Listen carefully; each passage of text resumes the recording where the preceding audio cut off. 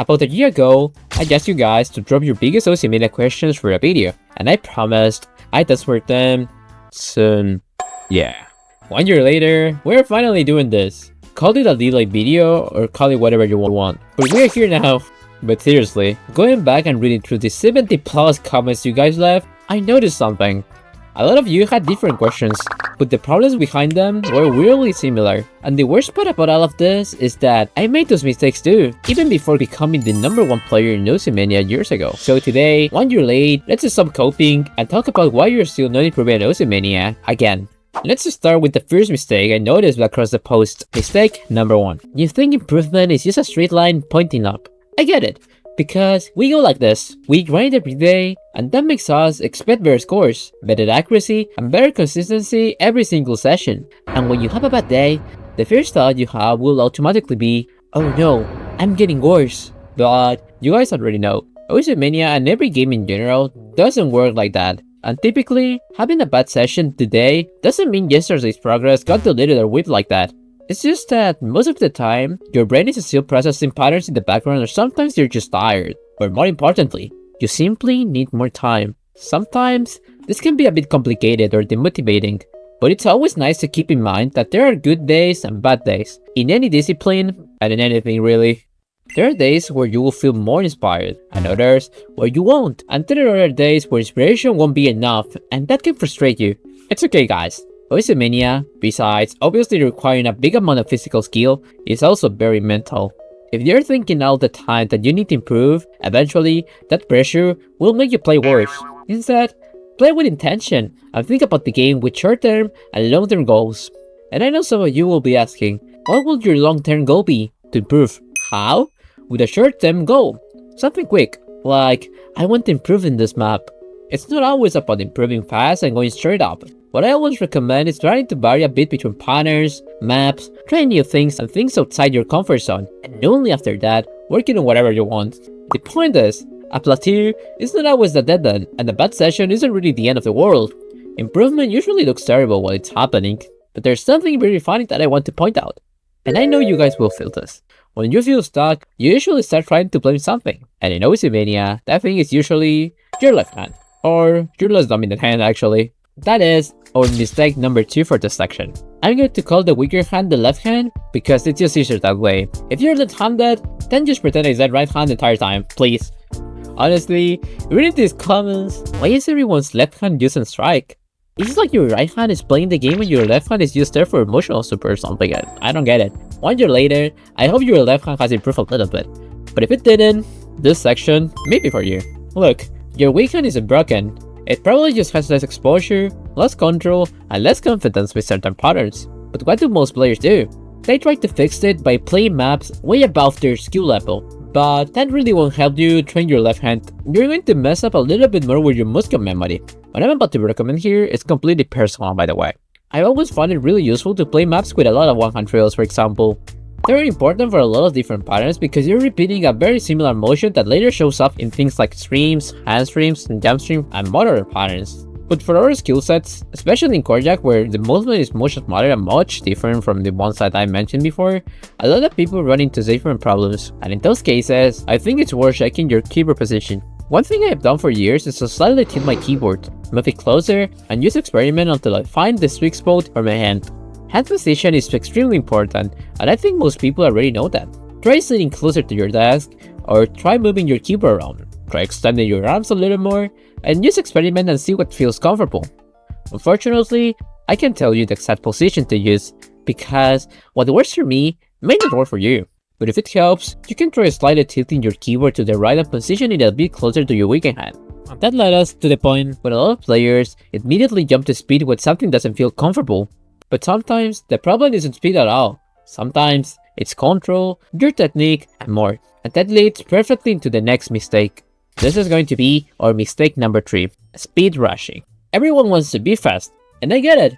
Being fast looks cool and feels cool at the same time. And when you finally hit a pattern faster than your usual limit, that limit you have been trying so long to break, it feels like you have completely transcended. But if you're trying to push 300 BPM when you can even get decent accuracy on 150, you're doing nothing. You're just matching. Speed mostly comes from controlled exposure and not from playing until your forearms literally fall off. The fact that it does work for some doesn't mean it will do for you. The important thing is having consistency before moving on. If you want to build speed, do it gradually. Take your time. Go up by 5%, then maybe another 5%, and later on, maybe 10%. What you're really looking for is a comfortable BPM range, a speed where you feel in control. And once you're comfortable there, then yeah, start pushing a little farther.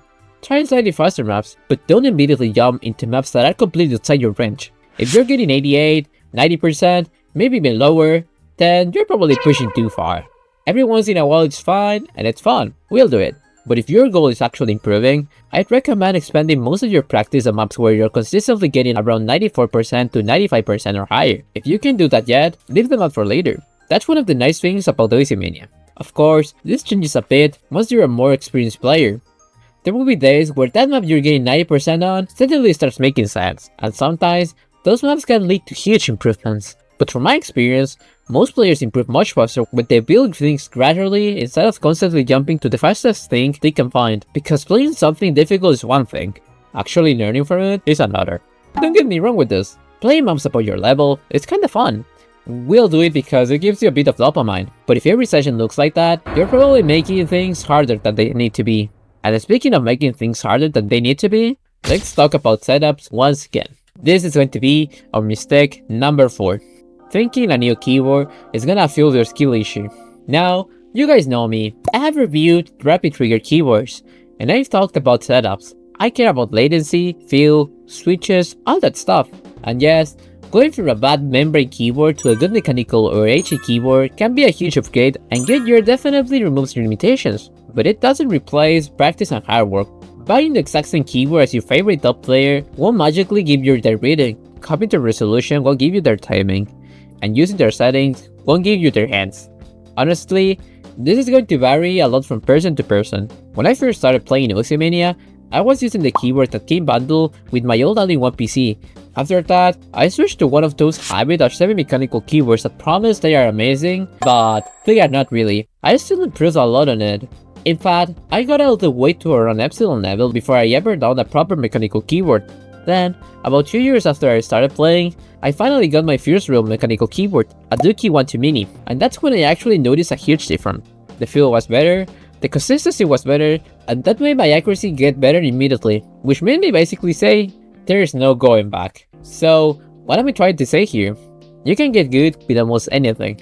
Now, obviously, I'm not going to sit here and tell you that I play just as well on a cheap membrane keyboard as I do on a magnetic keyboard today, but a huge part of my skill will still be there. A lot of it comes down to experience and adaptation, so if you can upgrade your setup, absolutely do it.